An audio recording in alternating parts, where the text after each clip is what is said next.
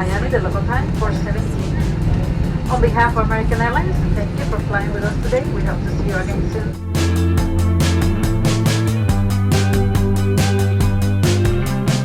Why do you think people get so caught up in likes and comments? Look, I think it was originally designed to do just that, right? It was designed to create that dopamine rush of, oh my God, people like my photo, people like my stuff.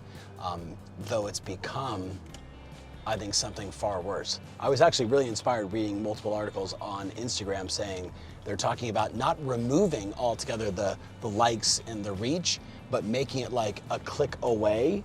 So we get back to just saying, that's a really cool photo that Tristan posted, right? Instead of, that's a cool photo, wait, how many views does it have? How many shares does it have?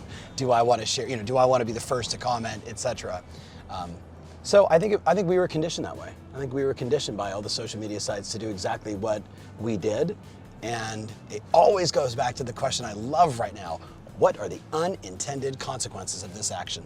Yeah. Think of the self-esteem issues that it has created, right? When you post something that is meaningful and helpful to your past clients, to your sphere, to your prospects, and that video only gets 43 views and you're depressed instead of thinking, wait a minute, 43 people just listened to my message. 43 people took the time out of their day to basically check out what it is I had to say about this situation in my business.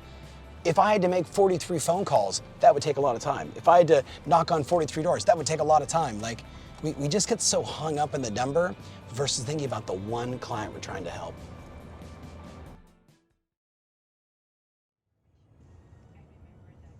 So we're heading down to South Beach, or in South Beach, heading to a friend of mine, Chris Radomski. Chris and his former partner created an extraordinary wine called 100 Acre. And if you're a luxury broker, you're trying to create a brand, trying to create a story. These two guys came out of nowhere with really no wine experience other than they just loved wine and food and were passionate about doing something at the very highest standard, which they maintained for as long as they were in business together. We're going to talk to him about how he did it, right? And then how he's done it in multiple businesses, and now with 3 new brands that he's launched, 2 spirit companies and another wine business. How does it feel to be a startup this time and do it all over again? So what were the mistakes he learned? What were the lessons that he learned? And look, every one of us as an entrepreneur or as a salesperson, we can glean insights from other successful people. And whether it's, selling wine or selling houses or doing mortgages or insurance or selling a technology, right? The great business lessons are always the same. So today my job is to extract them out of him and share them with you.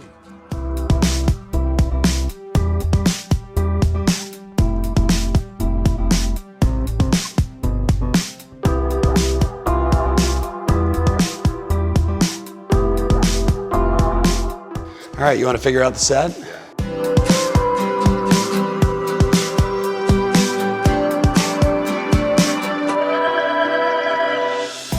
If you could talk to every sales professional on the planet, what would be the one thing you'd want to say from your experience to build their business?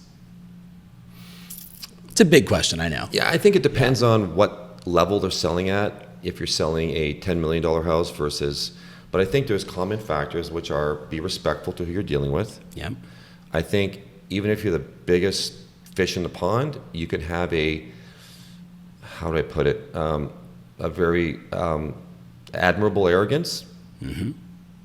It's always good to, if you don't know what you're talking about, to look what you know what you, to pretend you do or to come across as you do. Don't be overly arrogant, and be very warm to people. I'm a firm believer that if you have a friendship connection or a warmth, it's not that you're going to go out and have dinner with them every night. Yeah. But if they feel, hey, sometimes that's backfired on me because people have said to me, if they learn about my family and my issues in my life, they're like, oh, Jesus, I don't think he can do this because look all the crap going on in his life. Yeah. Sometimes that backfires, but if people really, I think the really solid people say, God, you're pulling off, you're doing that. I think if you develop that connection with somebody, if possible, then I think that's really important. Yeah. But it's all about your personality, how you come across when they first see you, and people prejudge. Yes, they do. It's just the bottom line.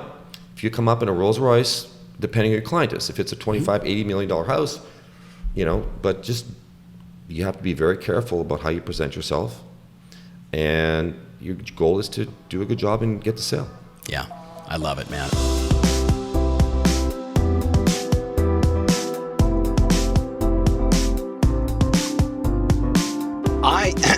Here's the thing, I could spend 5 hours with that guy talking about life experiences and businesses. Like so many other really successful entrepreneurs I've met, he is overly humble and almost rejects success. You know what I mean? Like he just, well, that was really this partner, and that was really, that's because of my mentors, or that's because this guy taught me how to do, you know what I mean? Which I respect so much, because so many people are like, oh, it's me, here's how I did it, right? So I love that about him. I love his humbleness, his intelligence, his perseverance, right? His ability to basically create income for himself while he's investing in things that are gonna take 8 to 10 years to like actually come to life and actually maybe work or maybe not. Like if you just think about it like from that standpoint, like I've talked for years about it takes 10 years of doing business the right way before you really see the kind of results that you could produce, before you really get the kind of brand recognition or just recognition of your success. And most people are just so impatient, right? They're looking for the, get rich quick. How do I do it now? How do I do it fast? And look, I want that for people. I want them to get early successes, right? I want them to feel that they're doing something and it's working. And I want people to get like, you have no idea what's possible when you really dig deep and go at it for a decade or two. I'm 3 decades into this now, right? And people are like, oh, Ferry, you've done such a good job. Well, yeah, do something for, 31 years. And I would hope, right? I would hope you were relatively successful. And I still feel like I'm just getting started.